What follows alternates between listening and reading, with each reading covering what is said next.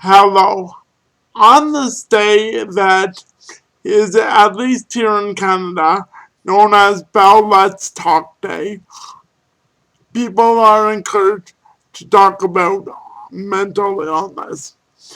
And even though most people will just do it by doing the token sharing of the tweets, sharing of the Facebook meme, and stuff, I thought I would take this opportunity to give you a little bit about how mental illness has affected me personally, with a little bit of my own experience, which, considering some of my friends, has been minor.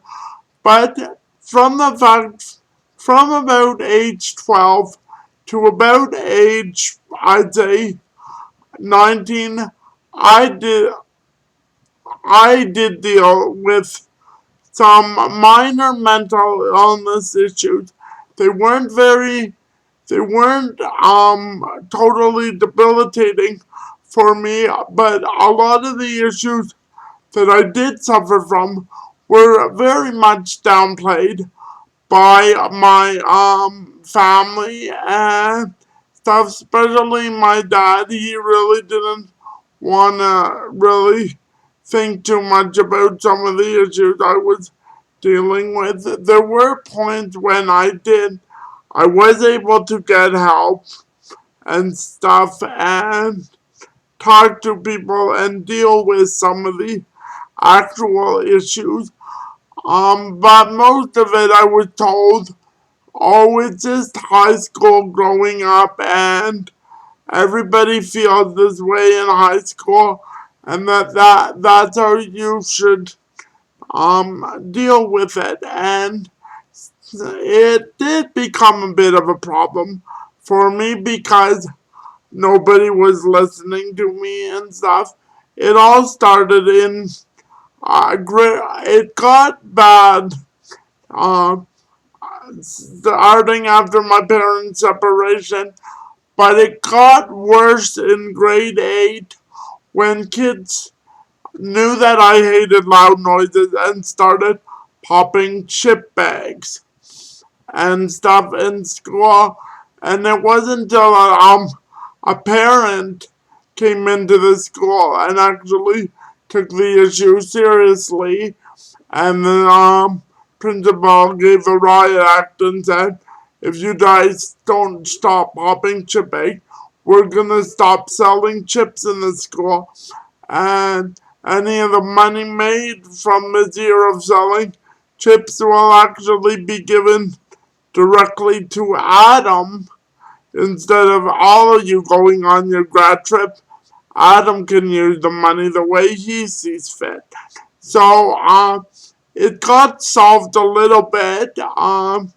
Then when I went into grade 9, um, just before I went in, there was some family stuff that became a big mess. But when I was in grade 9, high school was a little different.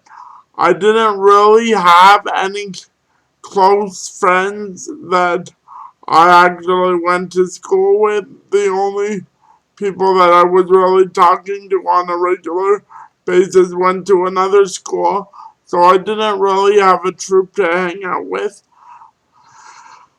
I switched schools for grade 10 and then it got a little better because I did have people to hang out with and my social life was starting to pick up and I had sort of gotten over the fact that I didn't have the regular stereotypical social life in a small town, which was drinking and partying on the not on the nights, on the weekend nights especially. But I still did have to deal with some of the small town stigma and the fact that I was living in a small town socially. The only hope that I really did have was knowing that I would move on to Toronto and probably get away from things. But the winter of 90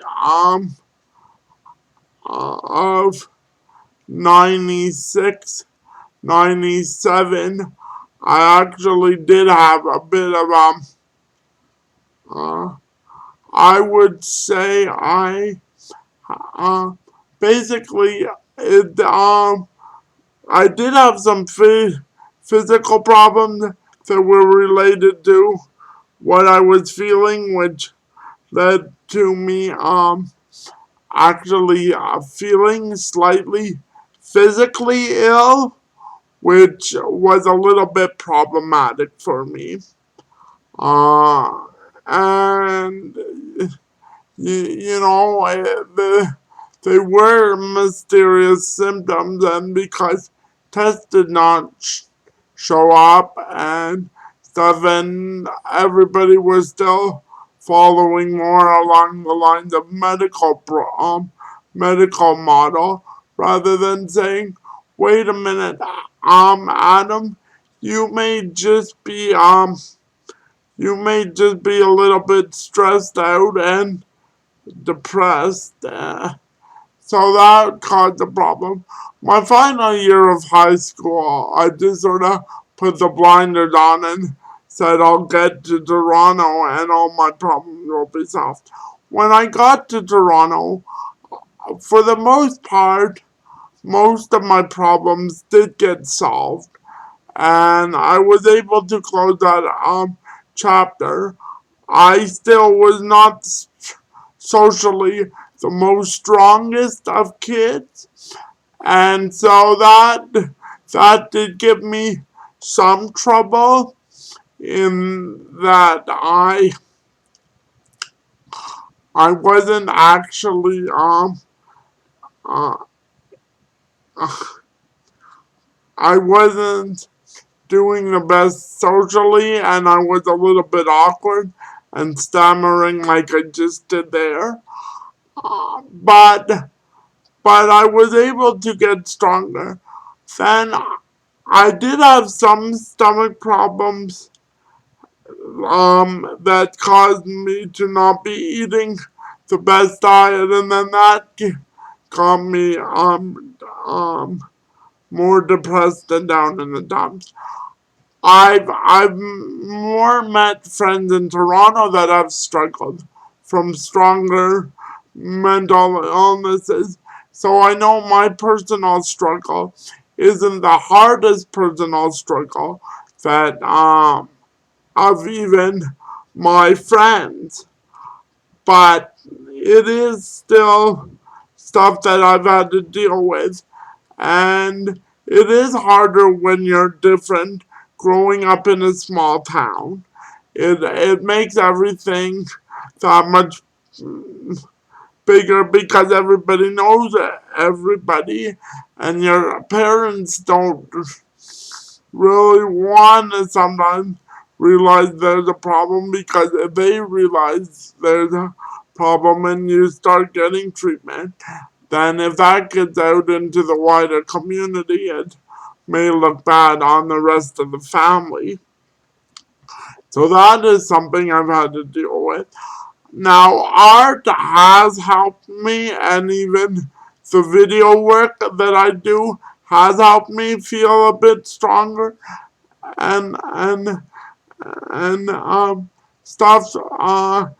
And I know that there is going to be a little bit of backlash and shock even when this video is put out, that I am actually making a point about talking about this issue, but I do very much think that I wanted to get my message out, especially on this day, on this year when I did have some time, and I hope some of my friends do.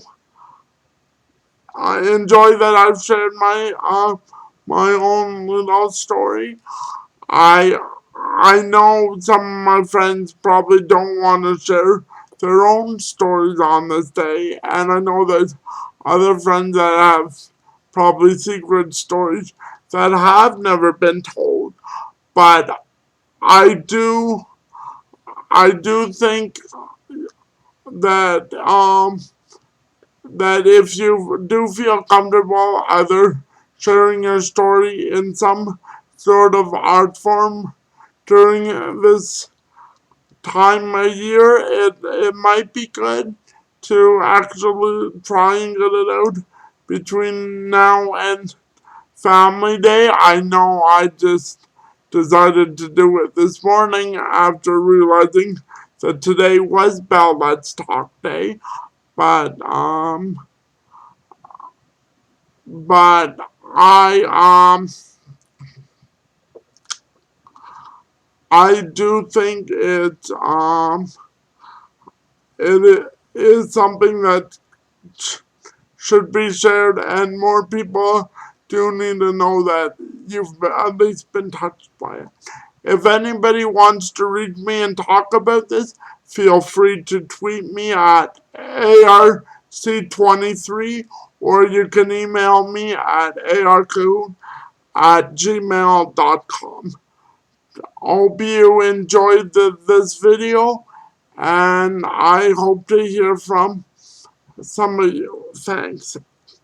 Bye.